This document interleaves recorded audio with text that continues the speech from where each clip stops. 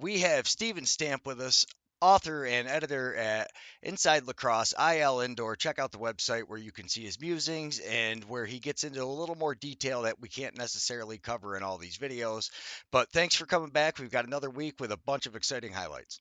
We do. And of course, we always like to share an uncommon highlight or several during the week. And we're going to start with our uncommon highlight this week, which is I play that, you're going to see if you're following the league, but you just don't often see this happen. Josh Byrne gets awarded a penalty shot. Well, Buffalo gets awarded a penalty shot for an illegal substitution within the last 2 minutes of the game. Josh Byrne takes it. He is money. But on this case, the great Dylan Ward makes the save and then just Byrne is laying there. Ward wants to head to his bench. He just steps over him. And it is so funny. You just don't see this very often. He walks right over top of Josh Byrne. And I just had to laugh and laugh. And I will say, I saw people comparing it to Allen Iverson walking over an opponent in an NBA game. And let's just not. That they weren't at all the same. Iverson did that. You can see the way he does it. It's intended to show disrespect. It's intended to be, I don't know, a middle finger to the guy stepping over. Ward's just stepping over here. Dylan Ward has more class in his little finger than Allen Iverson has in his whole body. But let's not make that comparison. This is just a funny moment where, Ward's heading to the bench the way he always does when there's a break. And Josh Byrne just happens to be there. And Ward very respectfully steps clearly over him, doesn't step on him. And Ward's like, yeah, I'm going. It's not something he sat there and thought about and How tried to show disrespect. how tall is Dylan Ward though? Because I would imagine he steps over things a lot when I look at that and realize how tall he Yeah. is, like standing next to the ref or standing next to the pipes. Yeah, he's a fair sized dude. He's I'm trying to think exactly how tall he is. I can certainly find it in a sec. But no, he's a big guy. I'm gonna guess 6'5", and let's see how close I am. So that's I pretty tall. I was gonna say 6'4", 6'5" is what I thought. So yeah, Yeah, we're gonna double check and be absolutely certain he is 6'5". perfect. So a Yeah, very tall Orangeville native. yeah, that was a Um, great call on the height as well. So what is up with Orangeville? Why is it that they have? It's like the pinnacle of goalies. Like, is it the youth program there? Is it because there's so much offensive talent they get to practice, or There's a lot of factors. I think you're touching on a bunch of them. One is it's such a lacrosse town. I mean, Orangeville is not the biggest place. So similar to somewhere like, I mean, it's quite a bit smaller, I think, than Peterborough, but Peterborough is another example of something that's a town that's away from a lot of places.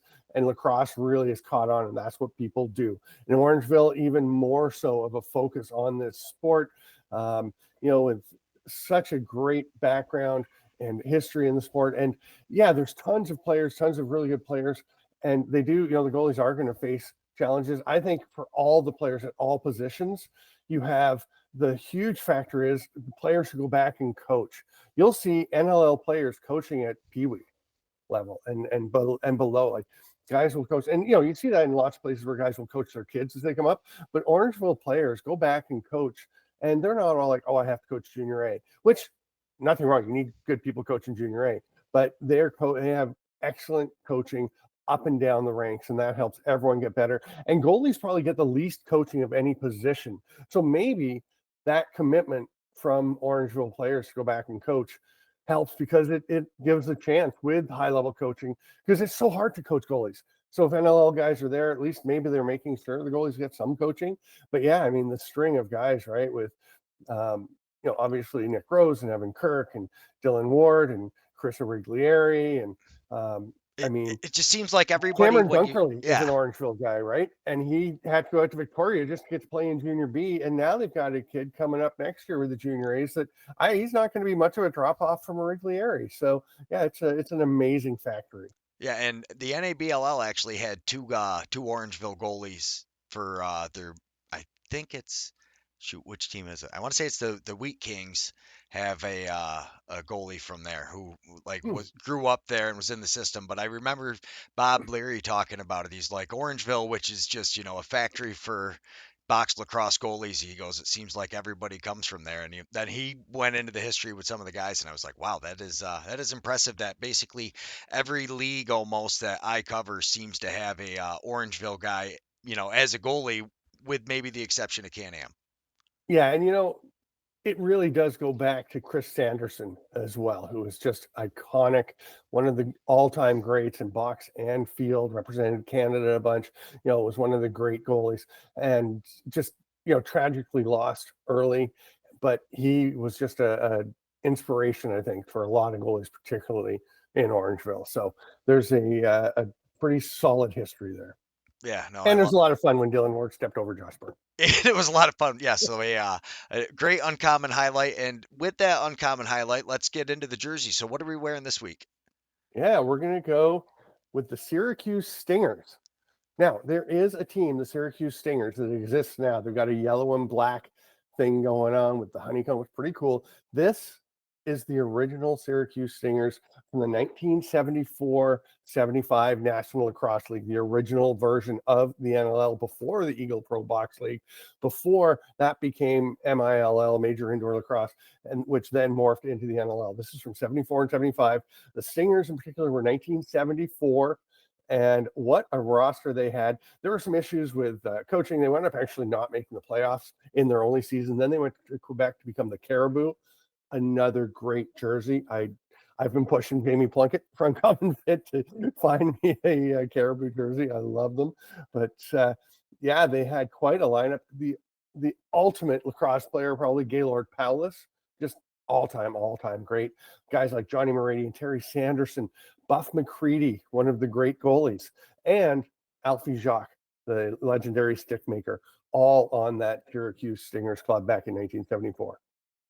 Yeah, Syracuse is one of those towns that has just a lot of people don't. I know maybe you guys more in Canada, but in the United States, a lot of people don't realize that Syracuse and Onondaga are. Syracuse is built inside the Onondaga Nation essentially, and Mm-hmm. the amount of talent that they've gotten there and why they have always had such a storied lacrosse history between that, and then you've got the Powell brothers a few hours down the road in Watertown. These random lacrosse pockets that pop up, kind of like we're talking with Orangeville. But a an amazing jersey. And was Travis Cook on that team? He was. Yes. So Look at Travis you. is Alex's father. That's how I know because Oh, there you go. somebody told me one time they're like, look up Travis Cook. They're like, yeah, Alex is good, but go look up his dad for a little bit and see some of the So stuff. often that's the case, right? Yeah.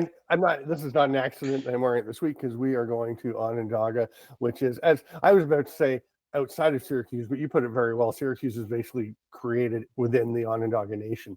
And we're going down for the Northeast Invitational, which is going to be really exciting.